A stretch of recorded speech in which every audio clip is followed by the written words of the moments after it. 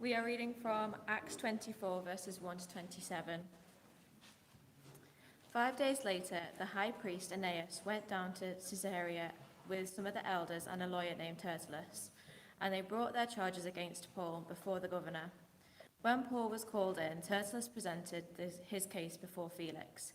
We have enjoyed a long period of peace under you, and your foresight has brought about reforms in this nation, everywhere and every way.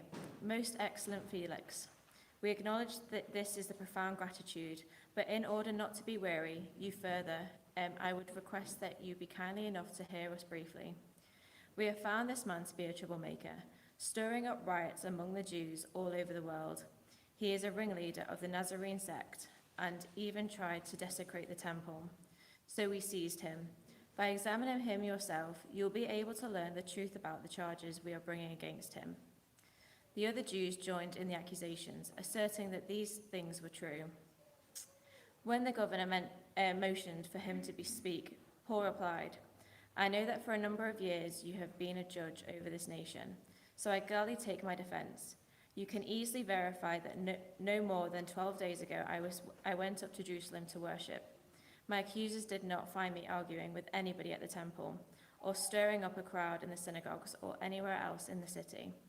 And they cannot prove you see the charges that are now making against me. However, I admit I worship the God of our ancestors as a follower of the way, which they called a sect.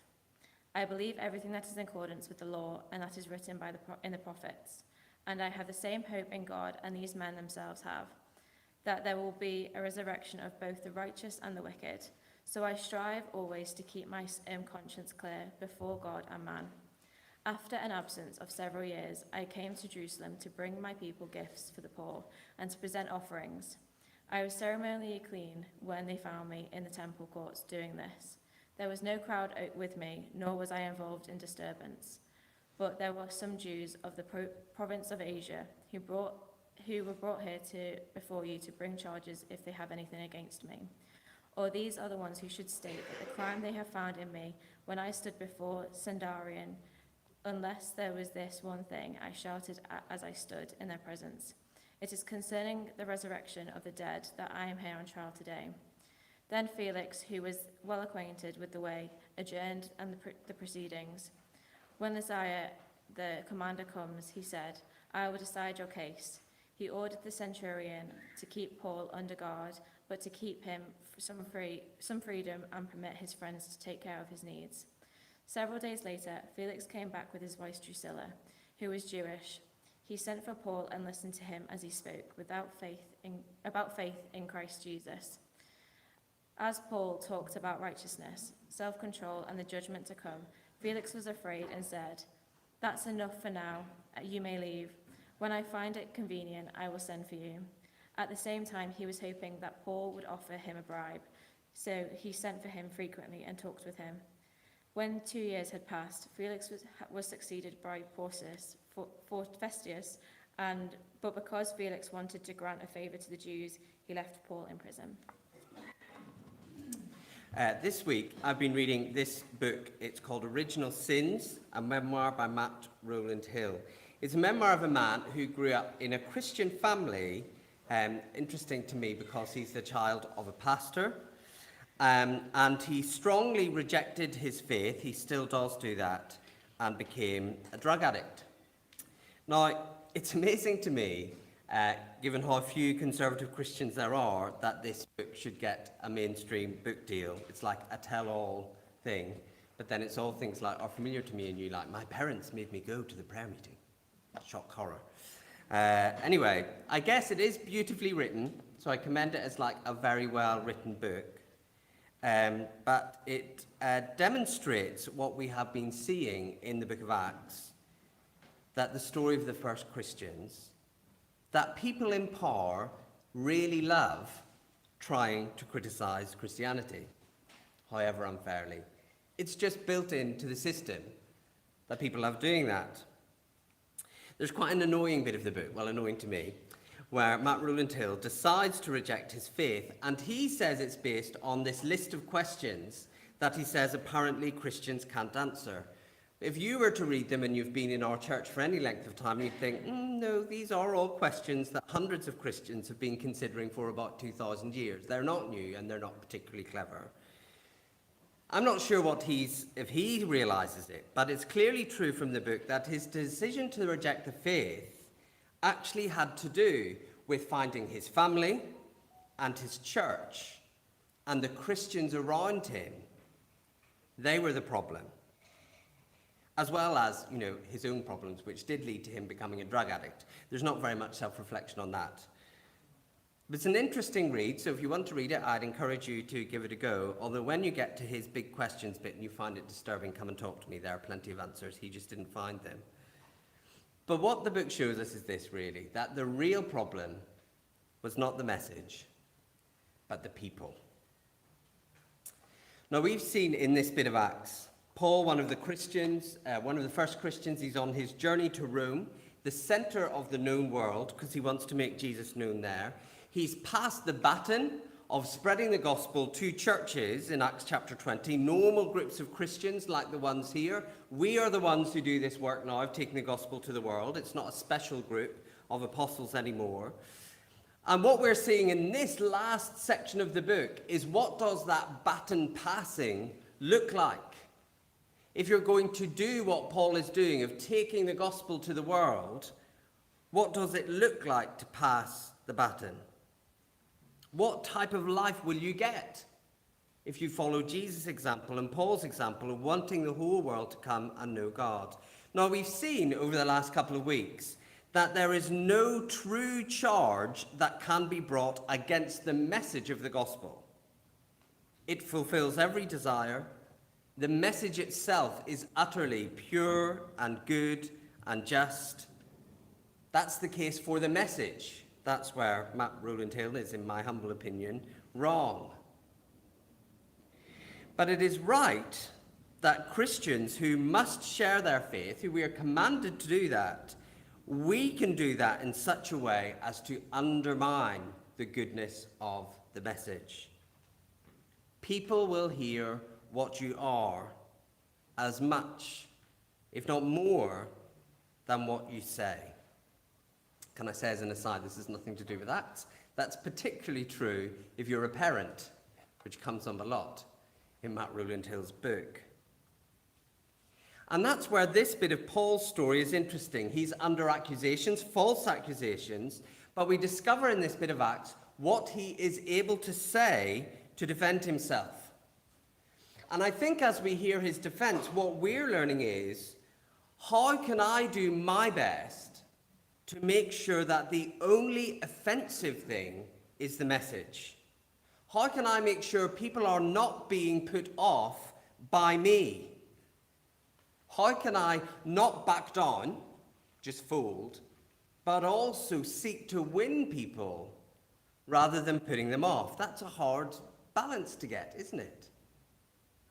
And as we hear Paul sort of accused and told to give his case to this local governor, we have Paul's defense. And I think that's recorded for us because we're Christians, and someday we will be accused and smeared and criticized. That just goes with the territory we're learning in Acts. But we should be able to say these things in our defense. Here's the first one. Paul's able to say, I was wise.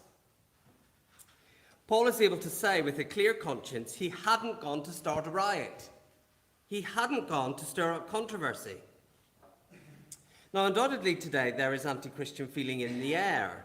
It's nothing like what many Christians in the world are experiencing. Okay, we in Britain, we are not persecuted, and not in America either. Christians are not persecuted here. But many people in our church will experience much more than me day to day, walking on eggshells about what you feel you can say about your faith at work, or really feeling hostility from a family member who thinks you've wasted your life. I felt a bit of that hostility, nothing like what lots of you are experiencing, but I felt quite a lot of it in reading that book.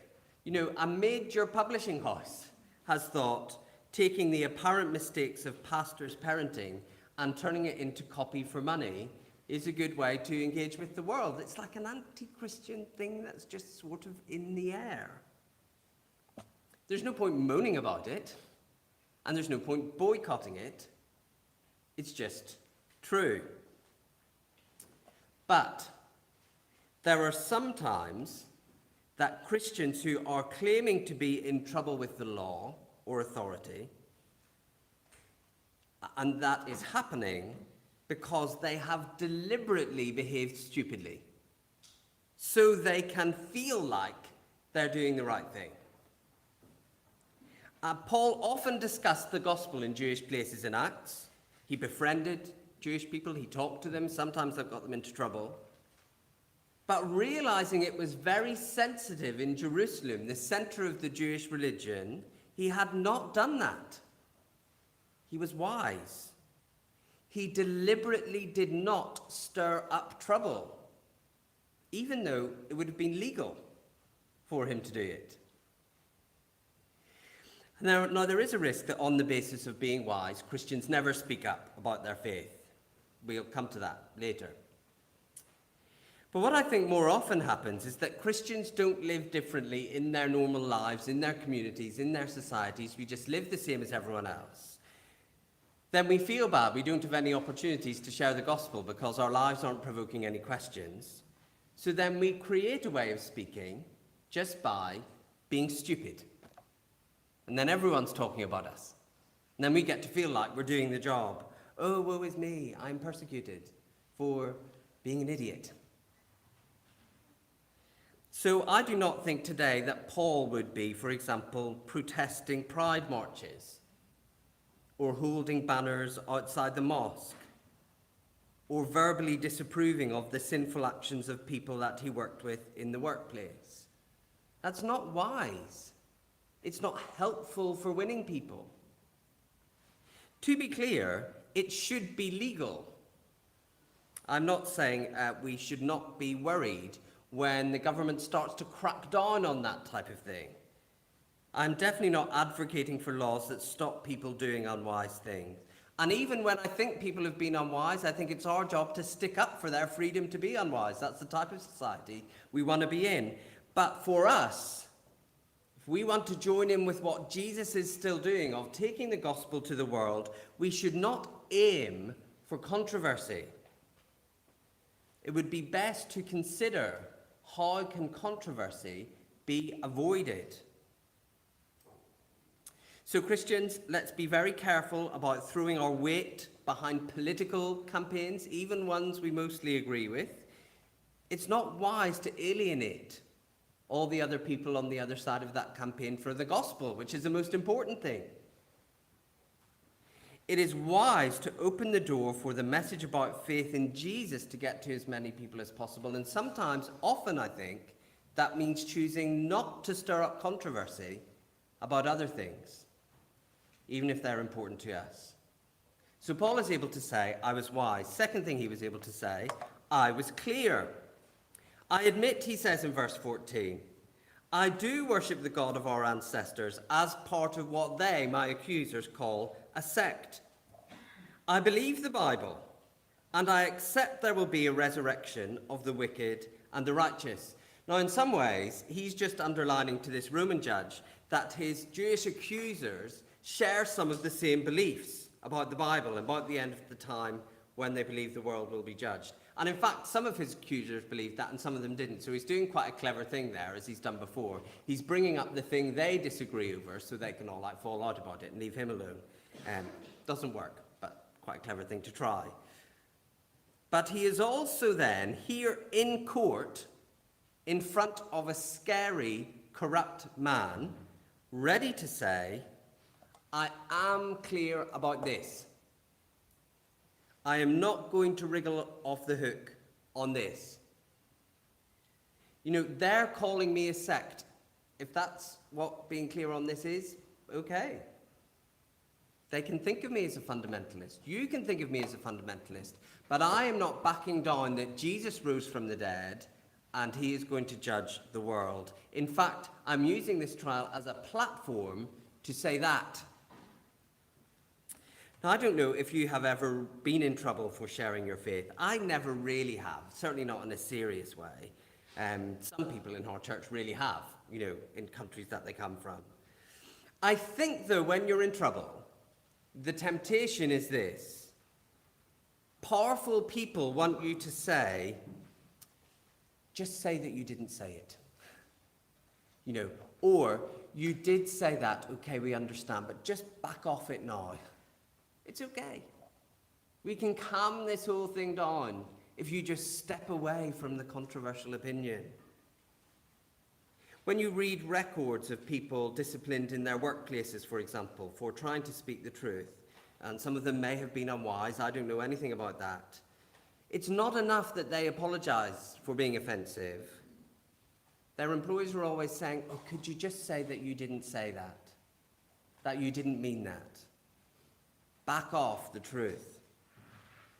At least say you didn't really mean it. You don't want people to think you're one of those crazy fundamentalist Christians in a sect. So back down. Christians are always under pressure to alter what you say. Now you're in front of a more powerful audience. And Paul is able to say this: the truth I said to them is the truth I say to you. There is a day when everyone will be raised and judged. I said it then, I'm repeating it now. And of course, this was a risky place to stand and say that, because Roman governors had the power to punish him. And I guess Roman governors were not all fans of being told that there was one God who was going to judge them one day. I mean, it's not an uncontroversial message in a dictatorship. But Paul was able to say, I was clear, I still am clear. That's what I said, and I'm repeating it to you. I am not backing down now I am in front of someone more powerful, and if that makes you think I'm a fundamentalist or part of a sect or whatever, so be it. In a culture where Christians, I think, tend to be told to worry about their reputation, either as Christians or just like in your workplace or in your neighborhood, you must, maybe it's a class thing, I don't know, you must have people think you're respectable. It would be terrible if people didn't think that. The real temptation will be not to be clear when you're in front of someone powerful. But Paul says, I was clear. Third thing he says, I was obedient. By the way, Paul does a clever thing here. This is as an aside, but I think it's a good little tip to learn. Instead of completing his talk about Judgment Day with a sort of like meaningful look at Felix, which he could have done, could have been like, Felix, everyone is going to be judged someday. He doesn't do that. Well, we'd have recorded that he does that. I think he would have said. Or even saying, right up in his face, everyone's going to be judged someday, Felix, so you'd better repent, you wicked Roman governor. Do you see how he finishes his speech? I think it's very clever, verse 16. Because of the judgment, verse 16, I strive to keep my conscience clear before God and man. I think that's very clever and a good little tip. Judgment is a tender issue. Discussing God's judgment is often where we can really get people's backs up. Well, we can't ignore it. We must be clear, like Paul. We mustn't steer around it. But you see what he does? He allows Felix to see he's not being judgmental by saying, oh, this is how the idea of God's judgment affects me. I keep my conscience clear. Believing I am accountable to God affects me in this way. Particularly if it's something people admire or think is right. Sometimes it's much better to say, I believe God will judge us all. That's why honesty matters to me. I believe God's going to judge us all. That's why I try and live with integrity.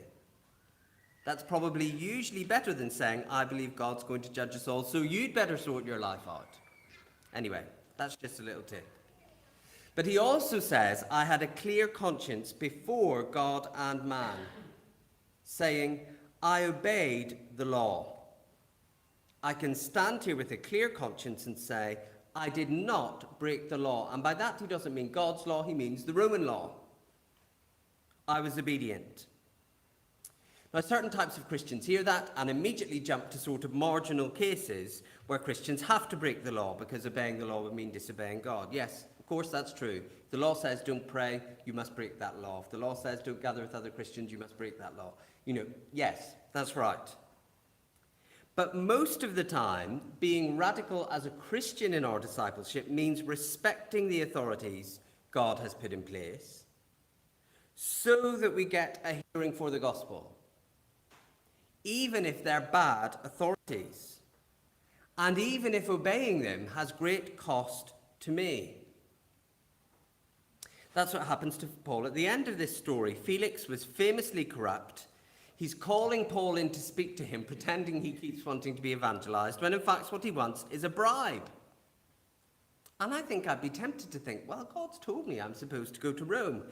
Shall I just get some of my friends to bring in some money to get out of prison? Because that's preaching the gospel, and preaching the gospel would be better. But Paul just seems to assume the right thing to do is to obey the law, not to pay the bribe, even though that means stuck under house arrest for 2 years. He keeps talking, even though he knows Felix is just pulling him back up for a bribe. Oh, well, another opportunity to explain the gospel. In the meantime, I obey the law. Some of our mission partners face this problem starkly.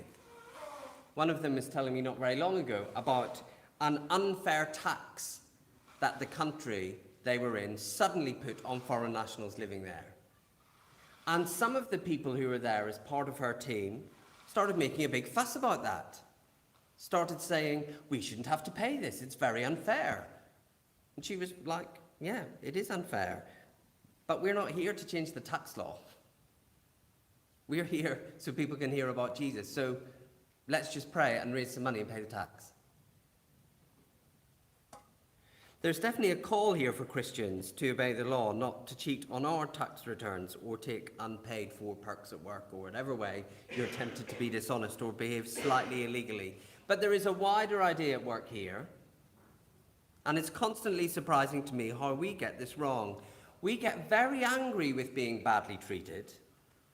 We get very cross if we're expected to obey unfair authority because of how it affects us, without doing the Paul thing and thinking through what God might be doing in that situation to open doors for the gospel. How many Christians, for example, leave a job with a bad boss without a second thought? My boss is bad, I'm miserable here, I want to go somewhere else. Rather than thinking through, is grace with this bad boss actually something God's doing to open up gospel opportunities? It might not be, but it might. I have relationships in this place where I'm just beginning to learn to talk about Jesus and connect with people. Maybe don't leave then. Oh no, but we're very angry. We're angry about having to obey. And Paul doesn't. We certainly don't have recorded he gets angry. Even though he's stuck under a house arrest for 2 years, he just is obedient and looks for what God is doing. Now, you're allowed to make changes in life. Of course you are. If something better comes along or you want to move job, we can't bind each other's consciences like that, of course. But listen, it is a mistake to put all my energy into changing my situation rather than patiently submitting to even unfair and corrupt leadership for the sake of something more important, people hearing about Jesus. There's a few caveats, I guess, I want to make there. There may be important moments to speak up and act if corrupt leadership is harming other people. I do think Christians are called to have that sort of prophetic voice to defend people who need defense. And it's very important to speak up loudly if you think there's corrupt leadership in the church. So do not hear this talk as me saying, hey everyone, just be obedient to me. Definitely not. But generally, in society, we submit and we obey and we take the hardship that comes from sinful people leading in a way as we expect, sinful, not getting self-righteous about our rights, not demanding the respect we deserve, not dwelling on how unfair it is to me, but reading every situation through the lens of what will get a hearing for the gospel, which is usually, as far as we can, without disobeying God, it is usually obeying authority that opens up the hearing. Two things I'm aware of as I say that. First is this: in a city like Liverpool, where we tend to, in a good way, we tend towards requiring social justice from our leaders. That's the way people are politically wired here. We are therefore prone to complain loudly if we do not get that.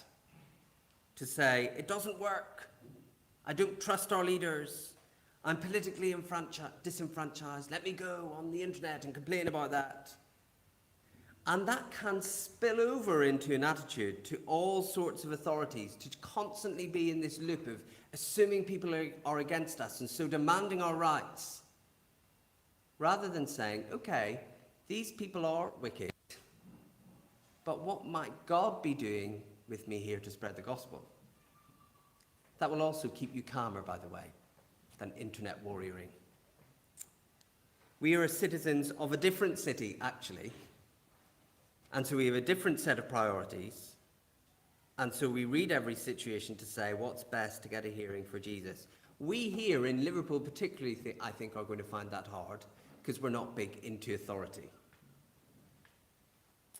Second thing I'm aware of is that there are some people in our church living in really terrible situations due to poor government, unbearably awful workplaces, or victims of the terrible systems in this country that leave you unable to work, unable to move on in life, terribly unfairly.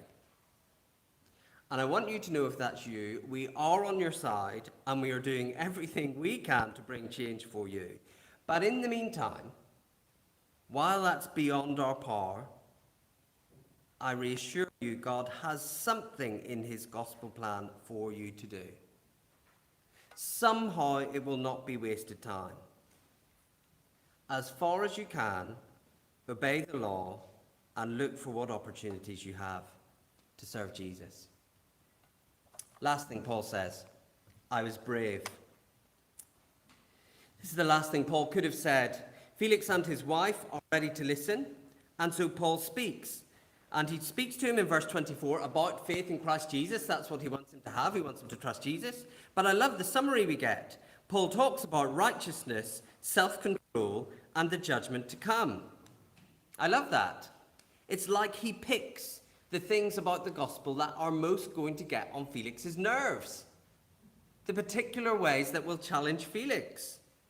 He really is not ready, he's not scared to speak truth to power, this corrupt Roman leader who does what he likes and thinks how he runs everything. Paul's like, well, repentance for him is going to mean talking about righteousness, talking about self-control, and him realizing there's a judgment to come. Paul pipes up about the bits of the gospel that are likely to get on Felix's nerves. And that scares Felix, interestingly. He's afraid and says, that's enough for now, you may leave. I mean, I don't know if you've ever shared the gospel with someone and had that response. Sometimes when we do door knocking around here, we get that response, but in a more colourful way. That's enough for now, you may leave. But that's how the evangelistic encounter ends. He spoke generally, inviting Felix to faith in Christ, but then he wasn't scared to really confront the issues that Felix needed to confront. Now, I've talked to you a bit today about Liverpool culture. There are lots of people visiting us today. Lovely to have you all here. And you come from other places, and maybe the culture is different, where you're more respectful to authority there than we are here. And that obedience bit I've just talked about made a lot of sense to you. But just to be clear, we're not obedient to the authorities for the sake of it. We are obedient to the authorities so that when the time comes, we'll be able to bravely speak out against the sin of powerful people and call them to trust Jesus. So say you work in an environment where there's lots of wealthy, powerful people, people who are doing well out of the current systems and the way things run. Well, I guess then obedience to that system sounds great to you. But you are in that system not to smash the windows so you can get profits from rich people like me might want to do here.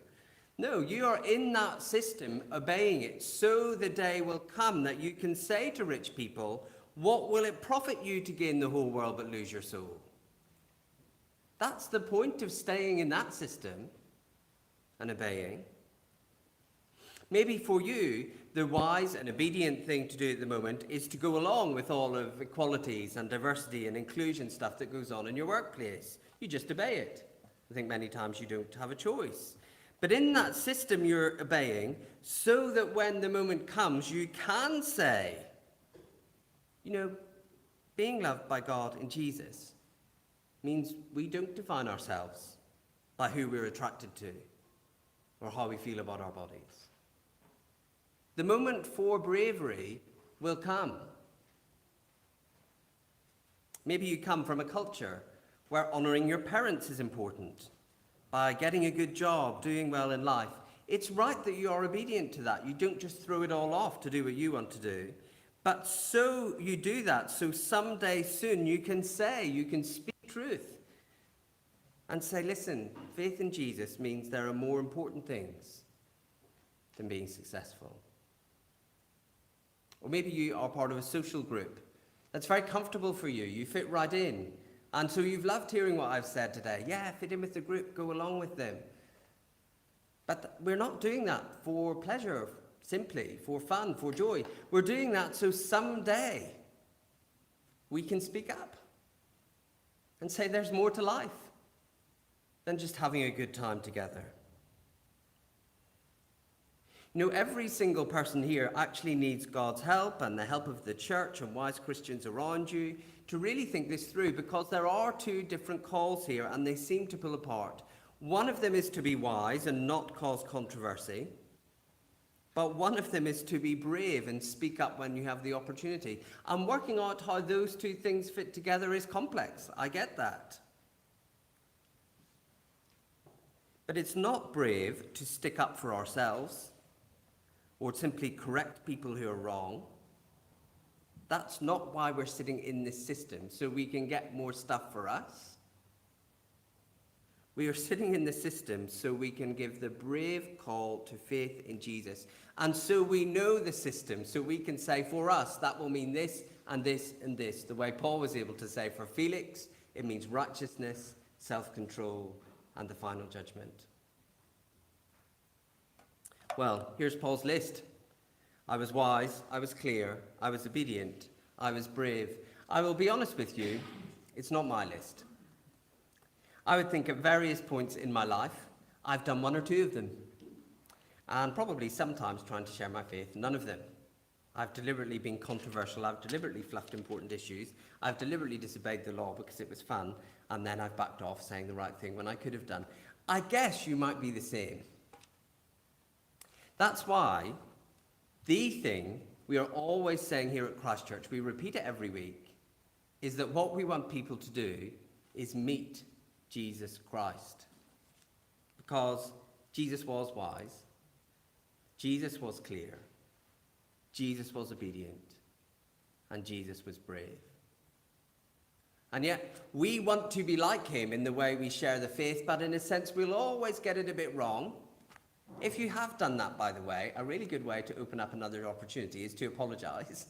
If you think to my family, wow, I've been a bit in their face, I've just realized that today, call them up this afternoon. Say, I got this wrong, I was a bit in your face, or I've backed off saying a difficult thing. Like next time you see them, say, I'm really sorry, I should have said this to you before, but here's the difficult thing. There is always grace with Jesus, but in the end, if people look to Jesus, they won't be disappointed with the messenger. And that's why what we are always about, while we want to talk and we want to learn to talk well, like Paul, we want to offer Jesus. And we want to be loved by Jesus, to be treasured by Jesus, to live in Jesus, because we think that's what will make us more like Jesus. Jesus was always wise. Jesus was always clear. Jesus was always obedient. Jesus was always brave. And it's as we get to know him, we'll learn to be like that too.